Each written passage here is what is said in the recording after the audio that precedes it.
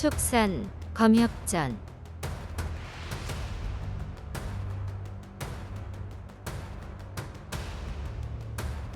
11화 신행무용 추운수.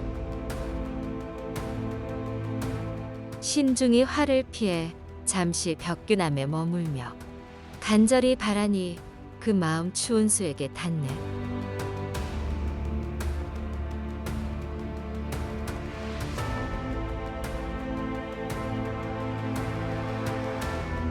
그런데 주수는 어떻게 되었을까?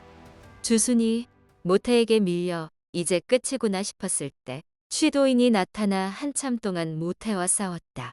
그런데 굉음과 함께 하늘에서 5줄기 붉은 검광이 날아들자 취도인이 급히 검을 거두고 주순을 옆구리에 낀 채 성 쪽으로 날아갔었다. 주순은 휙휙 귓가를 스치는 바람 소리를 들으며 두 눈을 질끈 감았다.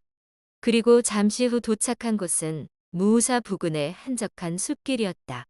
주순이 바로 무릎을 꿇고 생명의 은인에게 절을 올렸으나 취도인은 무심하게 작은 암자로 발길을 돌렸다.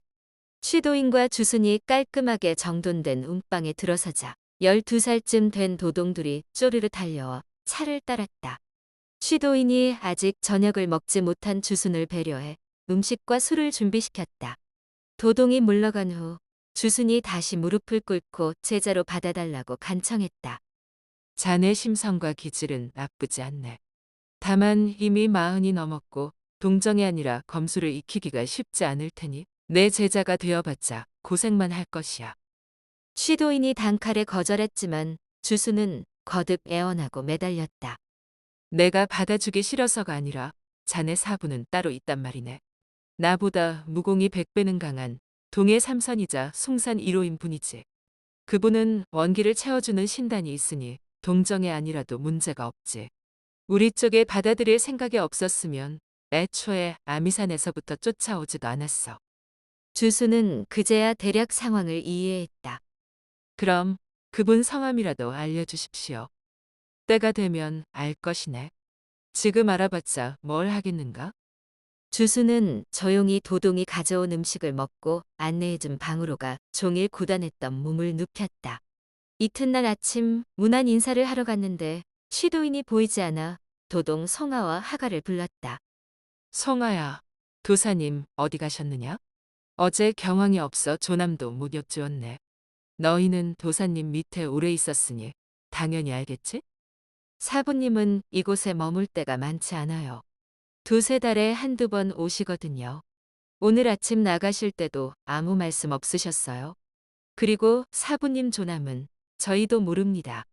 그저 술을 좋아하시니 모두들 취도인이라고 부르고 사부님을 찾는 손님도 다들 취도인 계시냐? 하고 묻거든요. 다들 그렇게 부르니 그게 이름이겠지요. 이 암자는 벽규남이에요.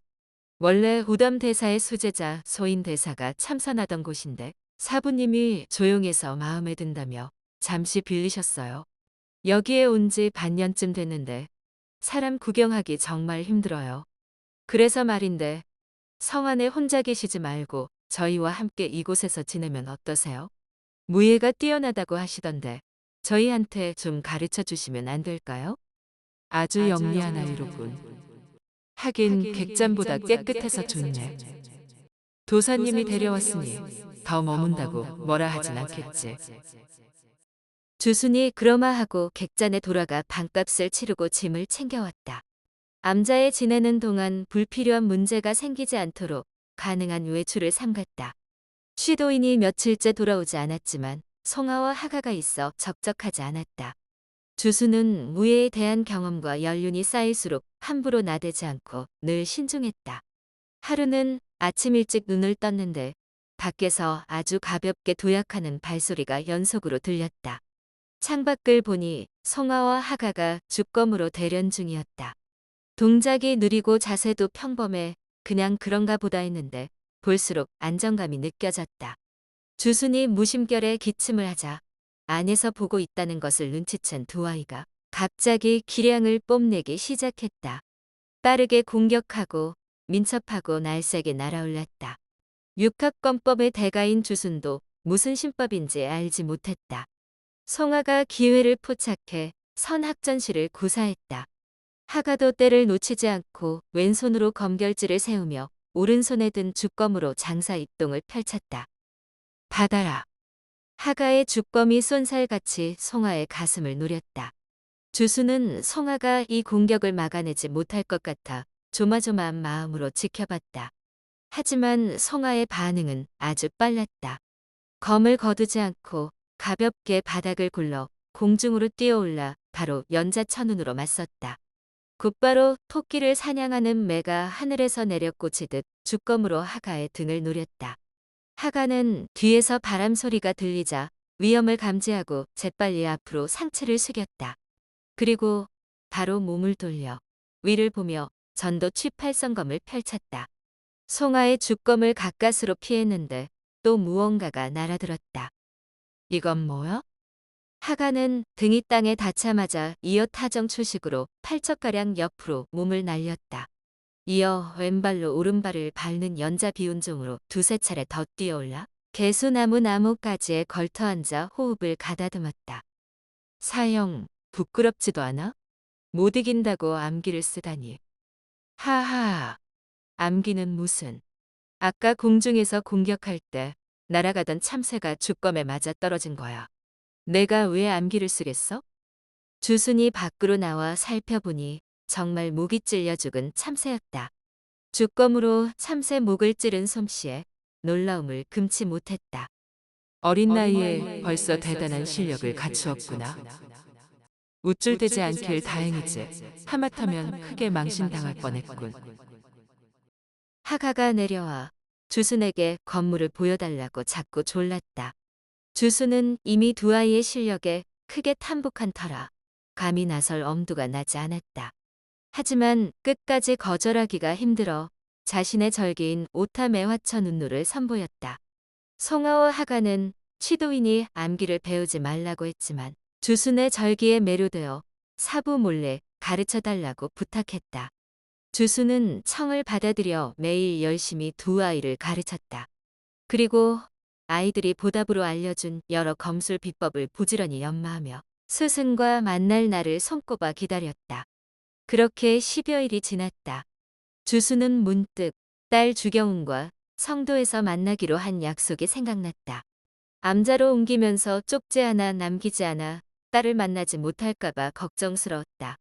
또한 취도인이 곧 사부를 만날 것이라고 했는데 화를 피한다고 암자에 숨어만 있으면 어떻게 만나겠는가?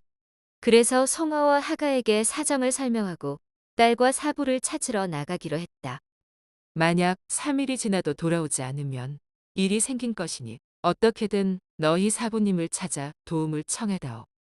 네, 알겠어요. 주수는 점심을 먹고 벽두남을 나섰다. 청양궁, 무우사 등 성 밖에 있는 유명한 사원이나 암자를 돌아다니며 범상치 않은 사람이 있는지 눈여겨 살폈다. 간혹 망각루에 자리를 잡고 요기를 하며 쉬기도 했다. 그렇게 며칠을 돌아다녔지만 딸도 사부도 만나지 못했다. 하루는 전에 머물던 객잔에 가서 자신을 찾아온 사람이 없었는지 물었다. 있었죠. 어젠가? 그젠가? 50살쯤 된 덩치 큰 남자와 흰 눈썹에 얼굴이 붉은 노화상이 와서 손님을 찾았어요. 그날 워낙 서두르기에 고향으로 돌아가신 줄 알았는데 아무튼 떠난 지 여러 날이라 어디로 가셨는지는 모르겠다고 했더니 무척 실망하더군요. 혹시 손님이 돌아오면 아미산 옛 친구가 백미대사를 따라 운무산으로 출가했으니 고향에 돌아갈 필요 없다고 전해달라 했습니다. 이름은 물어도 알려주지 않던데 아주 절친한 벗인가 봅니다. 키와 옷차림을 물어보니 일령이 분명한데 출가가 웬 말이고 진료는 왜 같이 있지 않았는지 도통 알 수가 없었다.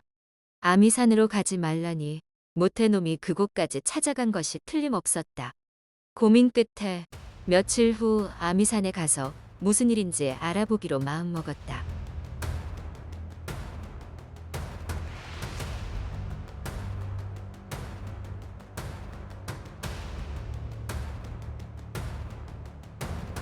다음 화에서 이어집니다. 더 좋은 콘텐츠를 제작하기 위하여 구독과 좋아요, 알림 설정 부탁드려요.